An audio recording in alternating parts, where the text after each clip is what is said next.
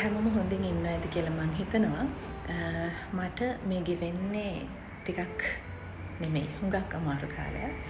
නමුත් මේ පණිවිඩය ඔයගලන්ට කියන්න ඕනේ. ඔයගලන් දන්නවා මං කියන්නම් විස්තර දැන්. ඔයගලන් දන්නවා මගේ කන්සර්ට් එක තියෙන්න තිබ්බ ගිය මාසේ. හැබැයි ඒක 13 වෙනිදාට මේ මාසේ පෝස්ට්පෝන් වුණා. සාමාන්‍යයෙන් එහෙම දෙයක් වුණාම ටිකට්ස් ගත්තාය කියන දෙයක් තමයි මට එන්න වෙන්නේ නැහැ කියන එක. හැබැයි මේක කියන්න ඕනේ.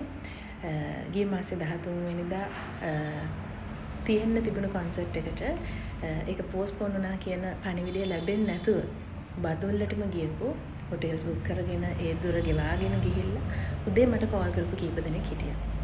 මට හිතාගන්න බැරි වුණා දැන් මම මොකක්ද කියන්නේ මොකද්ද කරන්න කියලා. හැබැයි විශ්වාස කරන්න මේ හැම කෙනෙක්ම 13 වෙනිදා කන්සර්ට් එකට එනවා. ඉතින් මම පුදුම විදියට බ්ලෙස්ඩ් ඔයගලන් වගේ මිත්‍රාගාරයක් ලබන්න. ඒ කෙනෙක්ගෙන් එක්කෙනෙක්වත් කිව්වේ නෑ ඊළඟ දවසට එන්න බෑ කියලා. ඉතින් මට කියන්න වචන නැති තරම් මම ඔයගලන්ට හරි ආදරෙයි. හැබැයි මගේ පළාත් 9ට කරන කොන්සර්ට්ස් 9 8 වෙනි එක ඊට පස්සේ ඉතුරු වෙලා තිබුණේ අම්පාර. ඒ කොන්සර්ට් එක මාස 2කින් විතර තියන්න තමයි හිතන් හිටියේ. හැබැයි මට ඒක ටික කාලයකට කරන්න බැරි වේවි. මොකද මගේ පෞද්ගලික ජීවිතේ ඉතාම අසීරු කාලයක් මම මේ ගෙවමින් ඉන්නේ. ඒ කෙනා වෙනුවෙන් මගේ සංගීත ජීවිතේ වැඩ කටයුතු මට මාස කිහිපයකට නවත්තන්න සිද්ධ වෙනවා. ඔයගලන් දන්නවා මම මගේ තාත්තා වෙනුවෙන් ගොඩක් දේවල් ලියලා තියෙනවා. හැබැයි අම්මා වෙනුවෙන් මම ගොඩක් දේවල් ලියලා නැහැ. ඒ ගැන යාමගෙන් අහලක් තියෙනවා.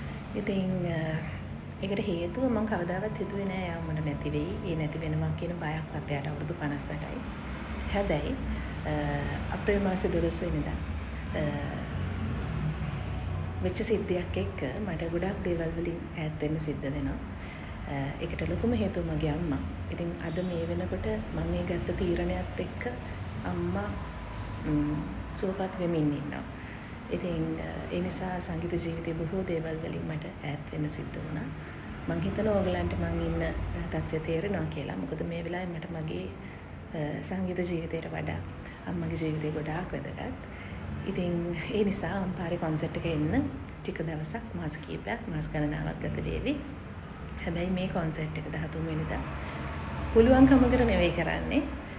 ටිකට්ස් ඔක්කොම ගිහිල්ලා 5000 ටිකට්ස් 50ක් විතරක් ඉතුරු වෙලා තියෙනවා. දෙපාරක් කොන්සර්ට් එක පෝස්ට්පෝන් කරන්න බෑ. එකපාරක් කරා.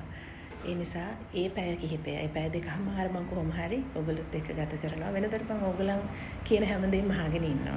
ඒ දේවල් බෙදා ගන්නවා. ඉතින් මම හිතනවා 13 වෙනිදාට මම කියන දේවල් අහගෙන ඉන්න මගේ ජීවිතේ බෙදා ගන්න ඔයගොල්ලෝ ඉඳී කියලා. තාත්තා වෙනුවෙන් මම හිස්පුටුවක් තියනවා.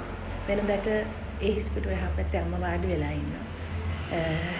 හැබැයි ඔයගොල්ලෝ දකින්න නැති පහුගිය කොන්සර්ට්ස් වල අම්මට එන්න බැරි වුණා. ටිකින් ටික තමයි මේ හැමදේම සිද්ධ වුණේ. ඒ කරලා අප්‍රේල් මාසේ 12 වෙනිදා හිතා ගන්න බැරි විදියට අපේ ජීවිත වලට දෙයක් සිද්ධ වෙනවා. හැබැයි ඔයගොල්ලෝ දන්නවා හැමදේම මම බොහොම ලස්සනට hina වෙලා දරා ගන්න කැමති කෙනෙක්. මගේ අම්මා මාව හදලා තියෙනෙත් එහෙමයි. ඒ නිසා අපි කොහොම හරි මේකට මුහුණ දෙමු. මම කොහොම හරි අම්මව නැගිටවනවා. ඒක තමයි මගේ එකම බලාපොරොත්තුව. ඒ වෙනුවෙන් ඔයගොල්ලෝ මට උදව් කරයි. මම ආයෙ අලුතෙන් සින්දුවක් කරනකන් ඊළඟ ෂෝ එක කරනකන් බලාගෙන ඉඳී කියලා මම දන්නවා. එහෙනම් අපි 13 වෙනිදා හම්බෙමු. ටිකට්ස් 50ක් තියෙනවා ඔන්ලයින් සහ ඔයගලන්ට ෆිසිකලිත් ඔයගොල්ලෝ දන්නවා කොහෙද බදුල්ලේ ටිකට්ස් තියලා තියෙන්නේ කියලා ගන්න පුළුවන්. ඒ ටිකට් 50 ඉක්මනින් මෙලදී ගන්න. මොකද අපි කාලයකට ආපහු හම්බ වෙන්නේ නැති වෙයි.